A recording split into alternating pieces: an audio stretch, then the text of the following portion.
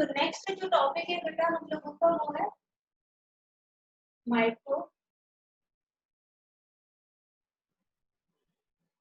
इसमें कई बार word mitochondria भी आता है, कई बार हम सिर्फ लिख देते हैं माइटोकॉन्ड्रिया। ठीक है, आइदर द माइटोकॉन्ड्रिया, लेकिन एन जो होता है वो साइलेंट रहता है और कई बुक्स में एन नहीं रहता है, तो हम सिंपली इसको माइटोकॉन्ड्रिया लिखते हैं। ठीक है, तो अपन को सिंपली माइटोकॉन्ड्रिया, जिससे कंफ्यूजन ना ये कर। ठीक है, तो उसके अंदर सिंपली माइटोकॉन्ड्रिया क्या है? माइटोकॉन्ड्रिया जो है ये एक double unit membrane bounded cell organelle. It is a double unit membrane bounded cell organelle. ये भी बहुत इंपॉर्टेंट सेल ऑर्गेनल है बेटा, क्योंकि इससे रिलेटेड भी क्वेश्चन यूजुअली नीट में भी आता है और एग्जाम में भी आता है। Mitochondria double unit membrane bounded cell organelle है, तो हम इसका डायग्राम साइमल्टेनियसली ड्रॉ करते हैं बेटा। तो this is the outer membrane. Okay, ये एक आउटर मेम्ब्रेन हो गई। It is mostly rod shape. Mitochondria जो होता है वो रॉड शेप होता है, किसी किसी में ये स्पाइरल भी होता है, फिलामेंट जैसा। फिलामेंट जैसा किसके अंदर होता है? तो वो जब हम 12th क्लास में जाएंगे और स्पर्म का स्ट्रक्चर पढ़ेंगे, तो स्पर्म में जो माइटोकॉन्ड्रिया होता है वो फिलामेंट शेप में होता है, नहीं तो मोस्टली सेल्स में it is rod like, rod जैसा होता है। This is the outer membrane. Okay,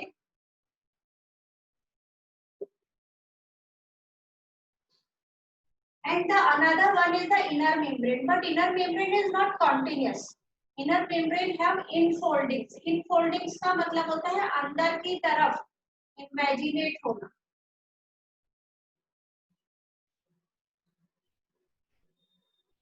इस तरह से इसमें इनफोल्डिंग्स प्रेजेंट होती है, तो this is called as inner membrane.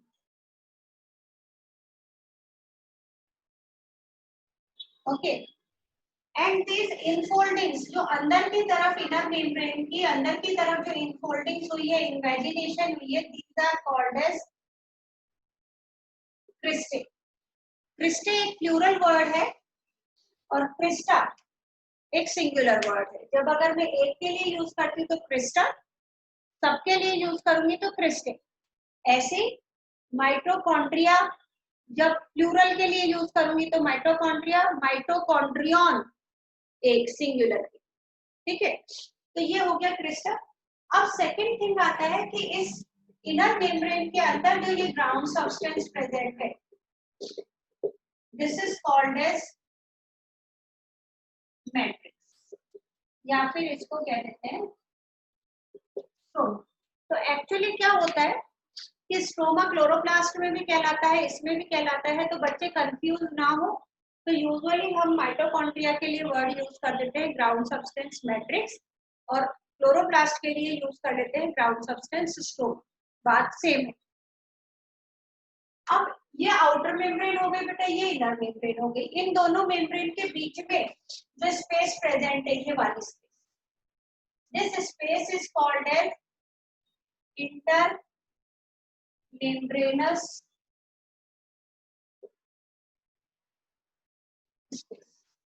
Intermembranous space.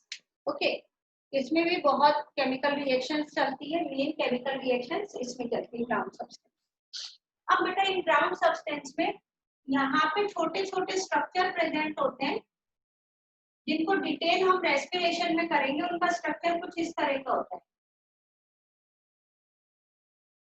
इस तरह का, जो ये यहाँ प्रेजेंट होते हैं ऐसे। तो these are called as F0 F1 part, what they are called as F0 F1 particles। ठीक है, तो ये प्रेजेंट होते हैं इन द क्रिस्टल। अब आता है ग्राउंड सब्सटेंस में क्या क्या चीज प्रेजेंट होती है। तो ग्राउंड सब्सटेंस में बेटा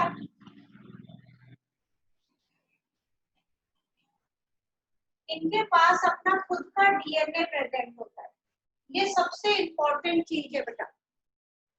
सेल के अंदर जितने भी सेल ऑर्गेनल्स प्रेजेंट होते हैं, they all are controlled by the nucleus and nucleus have their own DNA. Nucleus के पास अपना डीएनए होता है, जिसकी वजह से वो सारे सेल ऑर्गेनल्स को कंट्रोल करती है। लेकिन माइटोकॉन्ड्रिया और क्लोरोप्लास्ट ये दो ऐसे सेल ऑर्गेनल है जिनका फंक्शन या जिनका कोई भी चीज न्यूक्लियस के कंट्रोल में नहीं होता, यानी ये अपने फंक्शन खुद कंट्रोल कर रही है, अपना काम खुद कर रही है। तो because they are having their own DNA, पहला चीज तो इनके पास अपना डीएनए है, ठीक है। सेकंड चीज, इनके पास अपने खुद के राइबोसोम्स है, 70S राइबोसोम। हमने जब राइबोसोम पढ़े थे तो हमने ये पढ़ा था बेटा कि जो यूकैरियोट सेल होते हैं उनके अंदर 80S राइबोसोम्स मिलते हैं और प्रोकैरियोटिक एनिमल्स के अंदर 70S राइबोसोम। और अब आप ये देख रहे हो कि सेल, यूकैरियोटिक सेल की हम लोग स्टडी कर रहे हैं जिसके पास अपना 80S राइबोसोम मिलेगा, लेकिन उसी यूकैरियोटिक सेल में एक सेल ऑर्गेनल है और उस सेल ऑर्गेनल के पास भी अपना राइबोसोम। ये तो वही वाला काम हो गया कि घर में मम्मी है, किचन में खाना बना रही है, ठीक है, सारे जने मम्मी का जो खाना बनाया हुआ है उसके ऊपर ले रहे, खाना खा रहे हैं, मम्मी पे डिपेंडेंट है। और कोई एक बंदा कहे नहीं मैं तो अपना अलग गैस लाके अलग खाना बनाऊंगा, मेरे को आपके ऊपर डिपेंडेंट नहीं रहना है, उसी घर का ही पार्ट सब कुछ। मम्मी के ही आटे में से आटा निकाल के ला रहा है, मम्मी ने पनीर बना के रखा, वो पनीर उठा के लिया है, लेकिन नहीं मैं तो खुद पकाऊंगा, वो वाला काम ये कर, ठीक है। तो अपना खुद का इनके पास राइबोसोम होते हैं 70S, अपना खुद का डीएनए होता है, अपनी खुद की प्रोटीन मशीनरी होती है। प्रोटीन मशीनरी यानी अपना प्रोटीन खुद सिंथेसाइज करें। तो इसी वजह से these cell organelle are also called as semi autonomous sorry semi autonomous cell organelle, okay sorry semi autonomous cell organelle. Semi autonomous cell organelle क्यों कहा जाता है? क्योंकि they are doing their function of their own, आधा function खुद ही कर रहे हैं। एक और सबसे इंपॉर्टेंट जो नीट में क्वेश्चन आता है और बच्चों को याद नहीं रहता है उस टाइम में, कि बाकी सारे सेल ऑर्गेनल, जब मैं सेल डिवीजन पढ़ाऊंगी तब इसको वापस से रिपीट करूंगी। बाकी सारे सेल ऑर्गेनल्स तो क्या होते हैं, जब सेल डिवीजन होने लगता है तो डिसइंटीग्रेट हो जाते हैं, और जब दो डॉटर सेल बनते तो दोबारा से नए बन जाते हैं। ये अकेला ऐसा सेल ऑर्गेनल है जो डिसइंटीग्रेट नहीं होता, दो सेल में चले जाते हैं। कुछ जैसा अगर 30 है, 30 माइटोकॉन्ड्रिया किसी सेल में, तो ऑलमोस्ट 15 या 16 एक में चले गए, 14 या 15 दूसरे में चले गए, इक्वली डिवाइड हो जाते हैं। और बाद में अपना नंबर जो इंक्रीज करते हैं वो इंक्रीज करते हैं by fission. Fission, amoeba also reproduce by binary fission, ये भी बाइनरी फिशन कर रहे हैं। इसका मतलब ये अधिकतर किसके जैसा कैरेक्टर शो कर रहे हैं, they are showing an independent organism का कैरेक्टर, एक प्रोकैरियोटिक एनिमल का कैरेक्टर शो कर रहे हैं, प्रोकैरियोटिक सेल का कैरेक्टर शो कर रहे हैं। और ये क्योंकि प्रोकैरियोटिक सेल का कैरेक्टर शो कर रहे हैं, that's why they are called as semi autonomous cell organelle. ये ऐसा माना जाता है, थ्योरी दी जाती है कि पहले माइटोकॉन्ड्रिया एक इंडिपेंडेंट प्रोकैरियोट एनिमल था जो इवोल्यूशन के दौरान में यूकैरियोट सेल के अंदर एंटर कर गया और यहाँ पे ये सिम्बायोटिक एसोसिएशन के साथ रह रहा है। क्या सिम्बायोटिक एसोसिएशन?